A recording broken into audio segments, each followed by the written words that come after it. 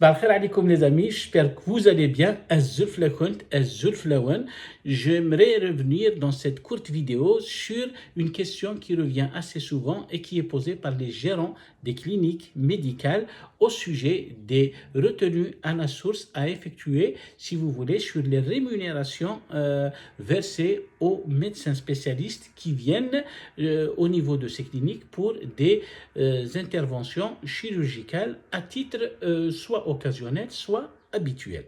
Donc les amis, pour répondre à cette question, il faut d'abord définir le statut du médecin spécialiste qui interviendra au niveau de ces cliniques.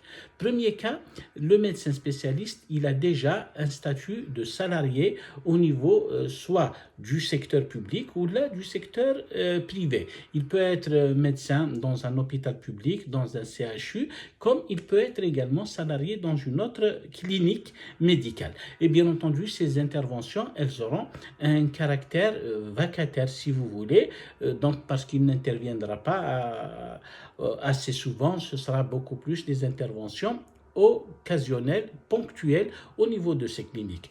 Maintenant, mes amis, pour sa rémunération, elle doit faire l'objet d'une retenue à la source de 15% que la clinique, bien entendu, va retenir au niveau de chaque paiement. Donc, si par exemple le montant de la rémunération brute est de 100 000 dinars, eh bien la clinique doit effectuer une ponction, c'est-à-dire une retenue à la source de 15%. Sur 100 000, on va dire 15 000 et les 85 000, ça va être en quelque sorte du net.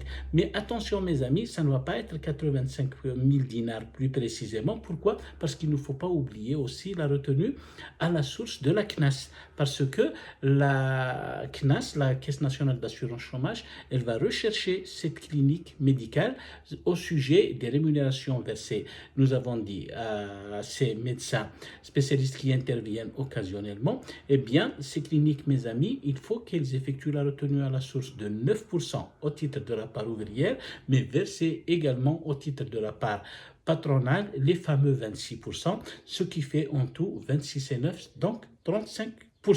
Donc, pour le premier cas, les amis, nous avons dit un médecin, lorsqu'il a déjà le statut de salarié, soit dans le public, soit dans le privé, et qu'il intervient occasionnellement au niveau de ces cliniques, nous avons dit retenu à la source de l'IRG, retenu à la source de la CNAS 9%, plus par patronale. Pour cela, mes amis, il suffit qu'il y ait, bien entendu, une convention de partenariat entre le médecin et la clinique. Maintenant, deuxième cas, les amis, le médecin spécialiste est installé à son propre compte, donc il a son propre cabinet, en plus bien entendu des consultations habituelles qu'il effectue dans son cabinet, il peut signer une ou plusieurs conventions avec des cliniques, d'accord, qu'elles soient privées ou publiques naturellement. Et là, les amis, il n'y a aucune retenue à la source à effectuer. Vous me direz pourquoi? Tout simplement parce que ce médecin spécialiste, il a un statut, bien entendu, de professionnel installé à son propre compte. Il est recensé par l'administration fiscale, donc il effectue le plus normalement ses déclarations. Il va souscrire ses déclarations au niveau de l'administration fiscale et naturellement, il va délivrer à chaque fois des notes d'honoraires, bien entendu, à ses clients. Donc les clients, ça va être soit des hôpitaux publics, soit des cliniques médicales installées dans le privé.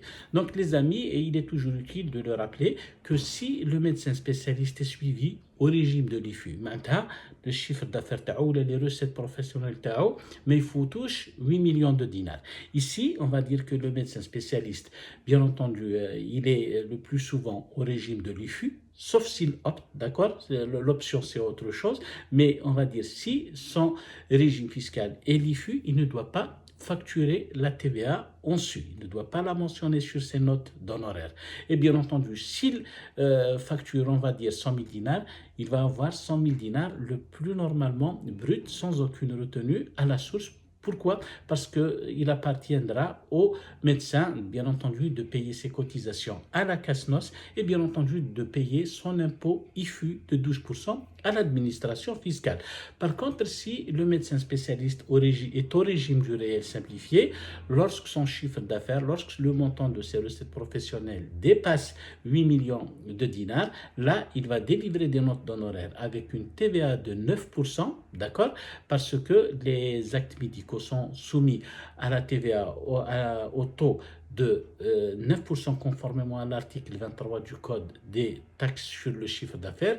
Et bien entendu, il va devoir faire ses déclarations en matière d'activité. Donc, G13 pour l'activité plus G numéro 1 au niveau, bien entendu, de son domicile fiscal.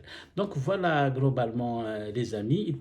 En conclusion, il faut toujours examiner le statut du médecin. Dans les deux cas, il va y avoir des conventions de partenariat, bien entendu, pour définir les clauses d'intervention, de rémunération, etc. Mais si le médecin est, nous avons dit, salarié, s'il a le statut de salarié, il y aura les retenues à la source conventionnelle, donc 15% au titre de l'IRG, plus 9% au titre de la CNAS et par patronal 26%.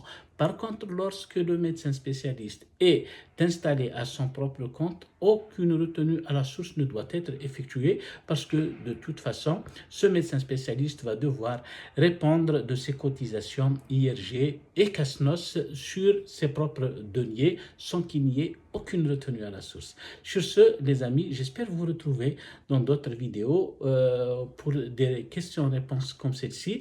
En attendant, passez du bon temps. Saham Balkom et au plaisir de vous retrouver.